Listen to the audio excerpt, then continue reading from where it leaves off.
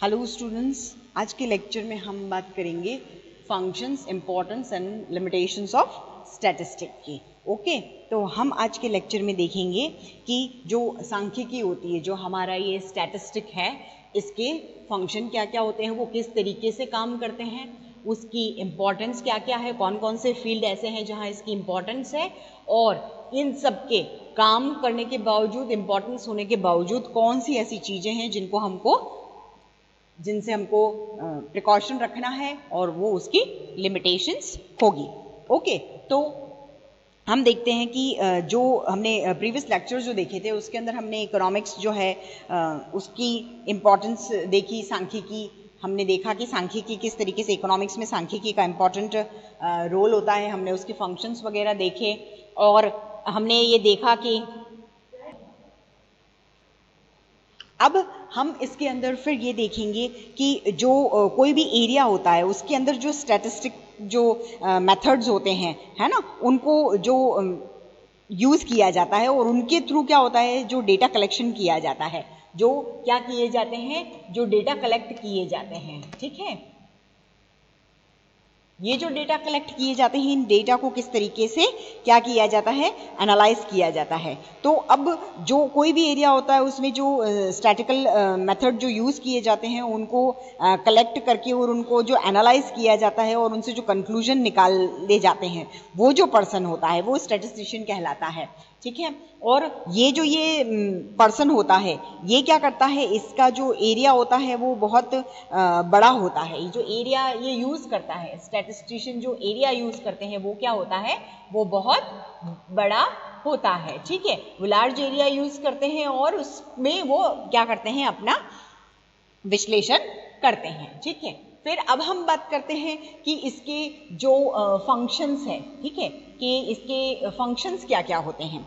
तो हम इसके अंदर ये देखते हैं कि ये क्या है, जो तथ्य होते हैं, है ना, उनको न्यूमेरिकल स्टेटमेंट के अकॉर्डिंग एक्सप्रेस करते हैं। जैसे अगर हम अव्यवस्थित डेटा हो, हम कुछ भी लिख दें तो वो डेटा नहीं कहलाते हैं, हम उनको टेबल फॉर्म में और उनमें एप्रोप्रिएट जो मेथड लगा के हम यूज़ करेंगे तो उससे हम इसको एक्सप्रेस कर सकते हैं। ठीक है, जो भी फैक्ट्स होते हैं हमारे, उनको हम न्यूमेरिकल फॉर्म में एक्सप्रेस कर सकते हैं। ठीक है, हमारे जो फैक्ट्स हैं उनको हम न्यूमेरिकल जो फॉर्म होता है उसके अंदर हम एक्सप्रेस कर सकते हैं। देन फिर के टू सिंप्लीफाई कॉम्प्लेक्स फैक्ट, है ना, क्या कर रहे हैं, ये जटिल जो तथ्य होते हैं, कॉम्प्लिकेटेड जो तथ्य होते हैं, है ना, उनको ये क्या बनाते हैं, उनको ये सिंपल फॉर्म में लाते हैं। ठीक है, तो उसको सिंपल फॉर्म में लाके एंड देन फिर क्या है, हम कंक्लूजन निकालते हैं। ठीक है, अब ये जो कॉम्प्लिकेशन होती है, ये ऐसे अव्यवस्थित बिखरे हुए जो डेटा होते हैं उनको टेबल फॉर्म में लाना, है ना, उनके लिए टेबल यूज करना, एप्रोप्रिएट उसके लिए मेथड लगाना, ये सब हम इसके अंदर करते हैं। ठीक है, नाउ देन फिर के जो प्रोवाइड कंपेरेबिलिटी, ठीक है, कि हम क्या करते हैं, इसमें जो कंपैरिजन होता है उसको हम देखते हैं। देन फिर हम बात करते हैं कि इसके अंदर क्या है, जो डेटा में रिलेशनशिप्स होता है उनको हम देखते हैं कि संबंध स्थापित करते हैं हम कि किस तरीके से अगर पर कैपिटा इनकम बढ़ेगी तो नेशनल इनकम भी बढ़ेगी। ठीक है, तो इस तरीके से पर कैपिटा इनकम अगर इंक्रीज होगी तो क्या होगा, नेशनल इनकम जो है वो भी इंक्रीज होगी। पर कैपिटा इनकम इंक्रीज होगी तो नेशनल इनकम भी इंक्रीज होगी। तो हम किस तरीके से हम इन डेटा को यूज करके ये सब एक्सप्लेन कर सकते हैं। देन फिर हाइपोथेसिस जो होती है उसको हम उसकी टेस्टिंग करके हम जो अदर साइंसेस है उन पे हम इसको एप्लीकेबल कर सकते हैं। हम एप्रोप्रिएट हाइपोथेसिस लगाएंगे एंड देन इसको यूज करेंगे। देन फिर हम बात करते हैं कि जो ये जो पॉलिसीज़ होती है इसमें हम इसको किस तरीके से यूज़ कर सकते हैं। ठीक है, तो जो सांख्यिक होती है ना, जो स्टैटिस्टिक होती है, उसकी अगर हम सोशल और इकोनॉमिक एस्पेक्ट्स की बात करें तो प्लानिंग की जाती है। अगर हम सोशल एस्पेक्ट की बात करें, है ना, अगर हम इकोनॉमिक एस्पेक्ट की बात करें, हम इकोनॉमिक्स एस्पेक्ट्स की बात करें तो हम इन सब में क्या करते हैं, इन सब में डेटा जो होते हैं वो इम्पॉर्टेंट रोल प्ले करते हैं। और हम एग्जाम्पल अगर हम देखें तो मीन वगैरह से हम इसको क्या है, एप्रोप्रिएट कोएफिशिएंट वगैरह निकाल सकते हैं।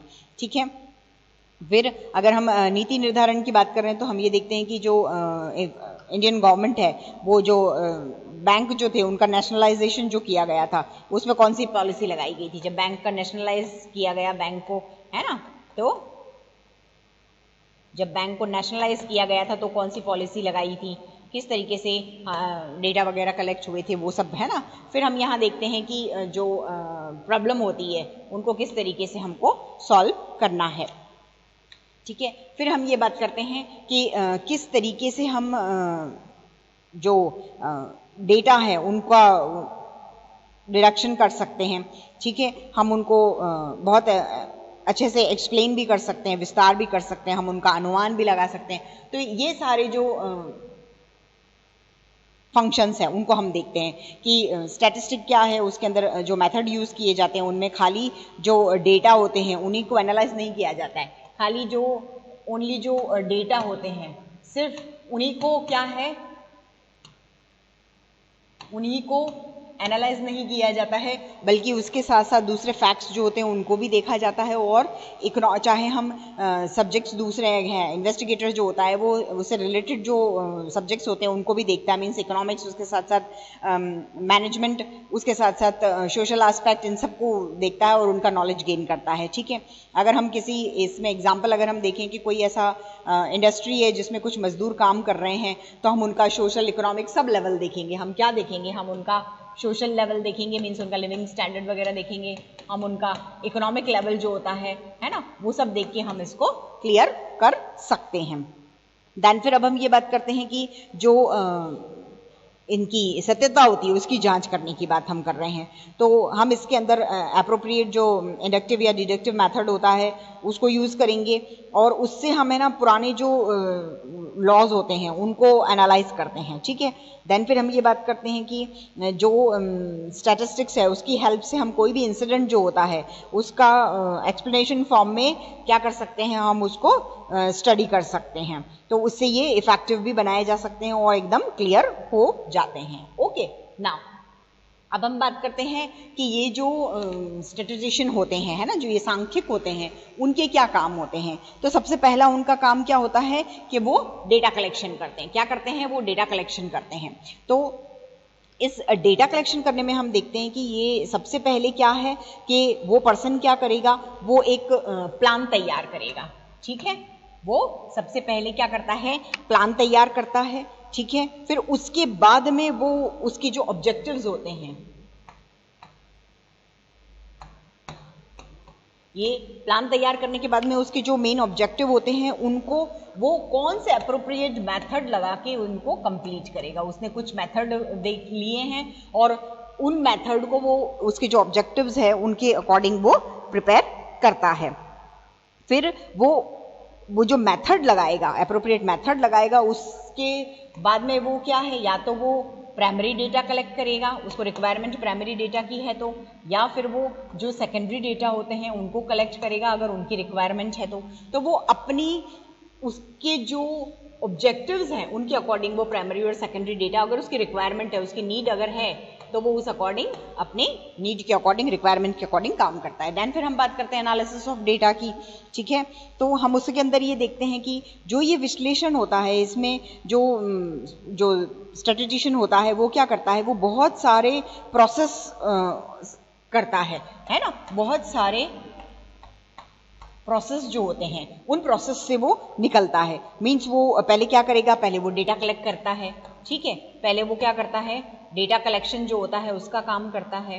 देन फिर वो उनको टेबल फॉर्म में डालेगा, उनकी सारणी वगैरह बनाएगा। देन फिर वो सेंट्रल टेंडेंसी वगैरह जो होती है, चाहे हम मीन मीडियन मोड की जो बात करें, है ना, मीन मीडियन मोड और इन सब की हम जो बात करते हैं, इन सबको यूज करेगा।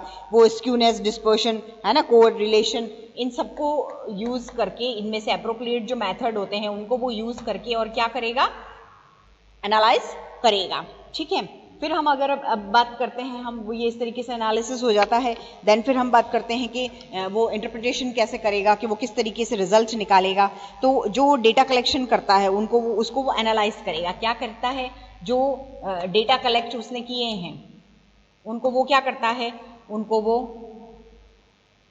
एनालाइज करता है, और वो ये एनालिसिस जो वो कर लेता है उसके बाद में वो क्या करता है कि उनको उसका जो तर्क निकालेगा, या वो उसके एनालिसिस करने के बाद में वो क्या करेगा, उनका कंक्लूजन निकालेगा।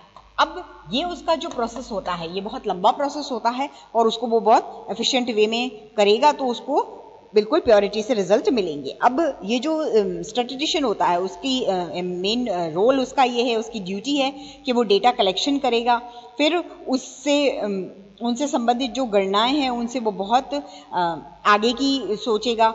वो खुद कुछ नहीं बोलता है, वो पर्सन जो होता है वो अपने जो इन्वेंशन जो वो करता है उससे उसके रिजल्ट्स निकलते हैं। ठीक है, वो जो इन्वेंशन करता है, वो जो खोज करता है रिजल्ट्स की, है ना, जो उसकी ड्यूटी है उससे उसके क्या है, अप्रोप्रिएट रिजल्ट्स निकल जाते हैं। ओके, नाउ अब हम बात करते हैं इंपॉर्टेंस ऑफ स्टैटिस्टिक कि किस तरीके से ये स्टैटिस्टिक्स जो है उसकी इंपॉर्टेंस होती है। तो हम हर फील्ड देखते हैं, चाहे हम इकोनॉमी की बात करें, चाहे हम मैथ्स की बात करें, चाहे हम सोशल फील्ड्स की बात करें, चाहे हम बिजनेस की बात करें, है ना, हम ये देखते हैं कि अगर हम इकोनॉमी में प्लानिंग की बात कर रहे हैं, अगर हम बिजनेस में बात कर रहे हैं, है ना, हम कॉमर्स फील्ड में बात कर रहे हैं, अगर हम इकोनॉमिक्स की ही बात करते हैं, या हम ये देखते हैं कि किस तरीके से स्टैटिस्टिक को ऑल ओवर वर्ल्ड में जो जहां भी रिक्वायरमेंट होती है वहां इसको यूज किया जाता है। ओके, तो अब हम इसकी इंपॉर्टेंस देखेंगे।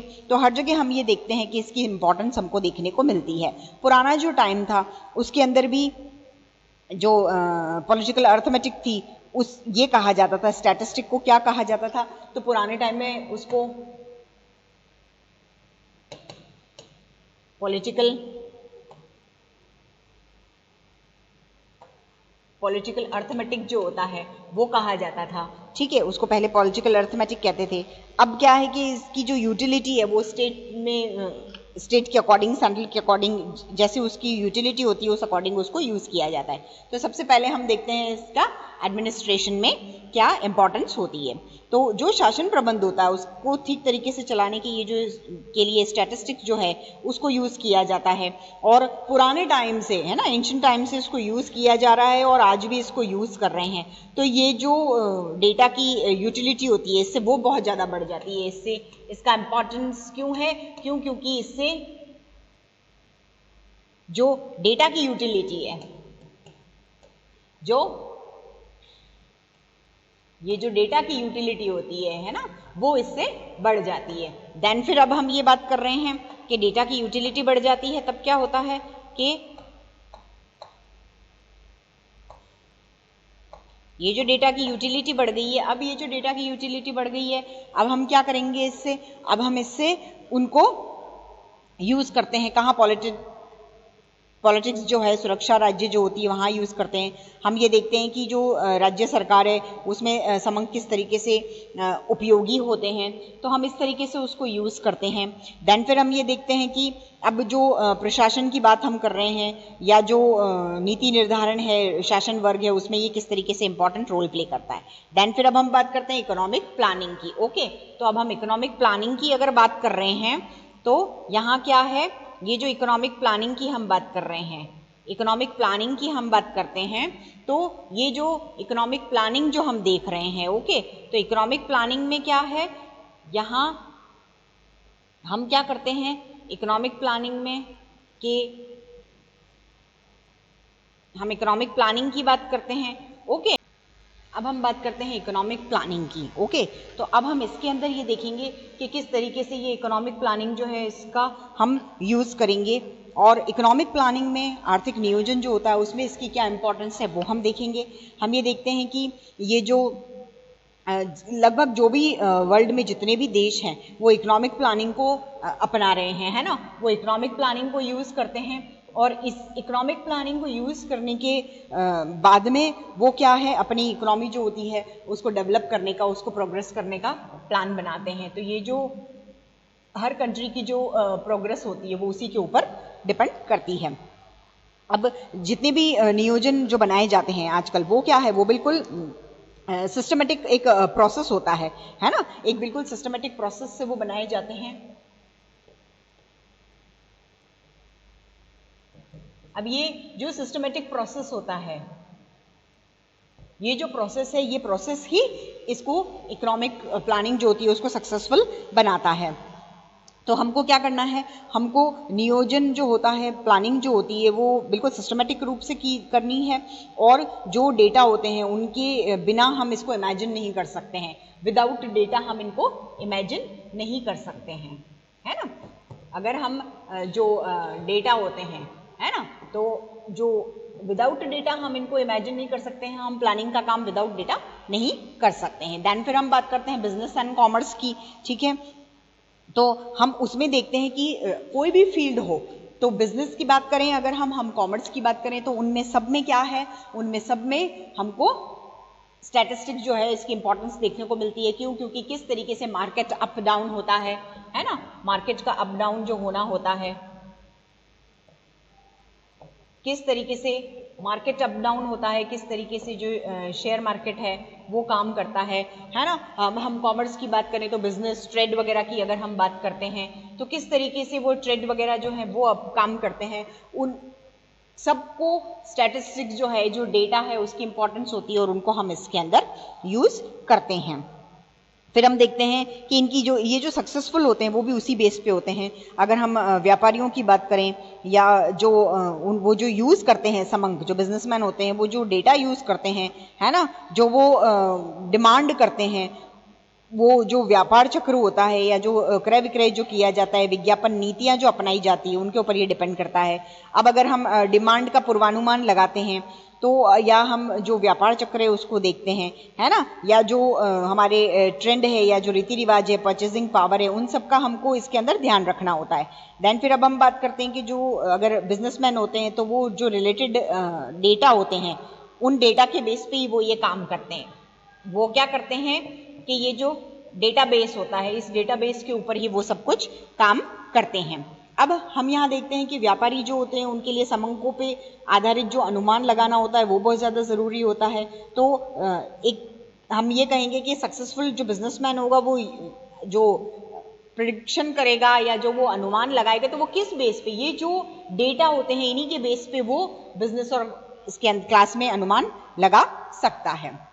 देन फिर हम बात करते हैं इंपॉर्टेंस इन इकोनॉमिक्स की, ठीक है, कि इकोनॉमिक्स की जो इंपॉर्टेंस होती है वो क्या होती है। तो अब हम उसके अंदर ये देखेंगे कि किस तरीके से जो हम इकोनॉमिक जो ग्रुप होते हैं, चाहे हम जीडीपी की बात करें, चाहे हम कंजम्पशन की बात करें, है ना, चाहे हम ग्रॉस डोमेस्टिक प्रोडक्ट की बात करें, चाहे हम कंजम्पशन की बात करें, ठीक है, चाहे हम सेविंग की बात करें, ये सारे जो कंसेप्ट्स हैं, है ना, चाहे हम मनी के वैल्यू की बात करें, तो इन सब का जो मेजरमेंट किया जाता है, उनमें होने वाले जो चेंजेस होते हैं उनका मेजरमेंट करने के लिए ये डेटा जो होते हैं उनके ऊपर डिपेंड किया जाता है। इनमें जो भी चेंजेस हो रहे हैं, है ना, हम इन सब की बात कर रहे हैं, ग्रॉस डोमेस्टिक प्रोडक्ट जो इंक्रीज हो रहा है या डिक्रीज हो रहा है, या कंजम्पशन जो है वो बढ़ रहा है या घट रहा है, इन सब में जो ये चेंजेस होते हैं, इन चेंजेस की हम बात कर रहे हैं। और ये जो चेंजेस होते हैं ये किस पे डिपेंड करते हैं, डेटा पे डिपेंड करते हैं, और इन्हीं के अकॉर्डिंग हम कंक्लूजन निकाल सकते हैं। तो इसलिए इकोनॉमिक्स का फील्ड जो होता है इसके अंदर इसकी इंपॉर्टेंस होती है, और जो स्टैटिकल मेथड हम यूज़ करते हैं उनको यूज़ करके हम ये पता लगा सकते हैं कि हमारी इकोनॉमी कितना अप कर रही है, कितना ग्रो कर रही है, कितना डाउन कर रही है। जो कंजम्पशन है उसके बेस पे हम ये कह सकते हैं कि पर्सन जो है उनका लिविंग स्टैंडर्ड किस तरीके से बढ़ रहा है, वो कौन सी मदों पे खर्च कर रहे हैं, है ना, इलास्टिसिटी ऑफ डिमांड किस तरीके से बढ़ रही है, कम हो रही है। ओके, नाउ फिर लास्ट है यूनिवर्सल यूटिलिटी ऑफ स्टैटिस्टिक। अगर हम इसकी बात करते हैं तो हम ये देखते हैं कि जो स्टैटिस्टिक है उसका बहुत ज़्यादा इम्पॉर्टेंस है, उसकी इम्पॉर्टेंस है। क्यों? क्योंकि हर फील्ड में इसको यूज़ किया जाता है, और चाहे हम सांख्यिकी की जो विधियां हैं उनकी यूटिलिटी की बात करें, चाहे हम मेडिकल साइंस की बात करें, चाहे हम एस्ट्रोलॉजी की बात करें, है ना, हम यहाँ पे जो हर एरिया में सांख्यिकी जो होती है, स्टैटिस्टिक जो होती है, इन्वेस्टिगेशन जो होती है, उनके सोर्सेस यूज़ करते हैं, इसलिए ये हर जगह इंपॉर्टेंट रोल प्ले करती है। ओके, नाउ अब हम बात करते हैं कि अगर इम्पोर्टेंस भी है, हमने इम्पोर्टेंस देखी, हमने उसके फंक्शंस देखे, देन हम देखते हैं कि ये जो लिमिटेशन होती है वो कितनी होती है, कि स्टैटिस्टिक्स जो है उसकी लिमिटेशन की अगर हम बात करें तो ऐसा नहीं है कि इम्पोर्टेंस है या जो फंक्शन है तो वो अप्रोप्रिएट है। हम इसकी कुछ लिमिटेशंस भी देखेंगे कि अगर हम इसको एफिशिएंट वे में बहुत अच्छी तरीके से करेक्ट यूटिलाइजेशन इसका नहीं होगा तो फिर प्रॉब्लम भी क्रिएट होती है।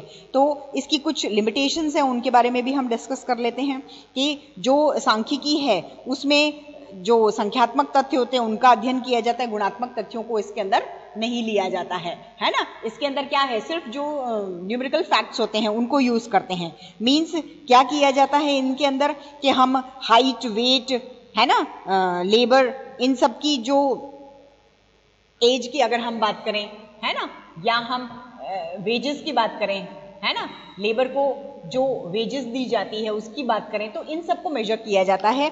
इसके अंदर जो क्वालिटी होती है उसको नहीं देखा जाता है कि मीन्स जो डिजिट्स में एक्सप्रेस किए जा सकते हैं उसको इनमें देखते हैं। गुणात्मक जो होते हैं, क्वालिटी जो होती है उसको इधर नहीं देखते हैं। जैसे अगर हम हेल्थ की बात करें या हम पॉवर्टी की बात करें तो उनको हम जो इंटेलेक्चुअल लेवल की बात करते हैं, है ना, तो उनको हम इसके अंदर नहीं देख सकते। मीन्स हेल्थ की अगर हम बात कर रहे हैं, है ना, तो इनको हम क्वालिटी जो होती है वो इसके अंदर मेजर नहीं की जाती है। देन फिर हम बात करते हैं कि ये क्या है कि सांख्यिकी जो है वो ग्रुप जो होता है उसका अध्ययन करती है, इंडिविजुअल इकाइयों को इंपॉर्टेंस नहीं देखती है। इसके अंदर क्या है, इंडिविजुअल जो यूनिट्स होती है उनको नहीं देखा जाता है। इसमें क्या है, ग्रुप की स्टडी की जाती है। तो ये इसमें लिमिटेशन है, ग्रुप की इसके अंदर स्टडी की जाती है। देन फिर हम बात करते हैं कि इसका जो सांख्यिकी जो है उसकी जो प्रॉब्लम्स होती है वो एकमात्र रीति नहीं होती है, ठीक है, कि कंक्लूजन जो है वो ट्रू और एवरेज होते हैं। देन फिर हम बात करते हैं कि जो मिसलीडिंग है उसकी हम बात करते हैं। हम ये देखते हैं कि सांख्यिकी जो है इसके अंदर जो कंक्लूजन्स निकलते हैं वो थोड़े कंफ्यूजिंग होते हैं, ठीक है। तो कभी कभी क्या होता है कि बिना अगर व्यापार की बात कर रहे हैं हम, अगर एग्जांपल देखें तो व्यापार जो होते हैं, जो इंस्टीट्यूशंस होती है उनके अंदर अगर प्रॉफिट होता है और वो एक जैसा होता है, एवरेज होता है, तो उससे हम कंक्लूजन नहीं निकाल सकते हैं। देन फिर हम बात करते हैं कि ये जो लॉन्ग टाइम पीरियड के लिए होती है ना, कि टाइम पीरियड जो है वो बहुत ज़्यादा होता है। फिर हम इसके अंदर ये देखते हैं कि जो इसमें होमोजेनिटी होती है ना, कि सजातीयता, एकरूपता वगैरह होती है, कि मीन्स आपस में इनका कंपैरिजन जो होता है वो बहुत ज़रूरी होता है। लेकिन अगर डेटा एक जैसे हैं तो फिर उनका इक्वल अगर डेटा होंगे तो फिर हम इनको कंपेयर नहीं कर सकते हैं।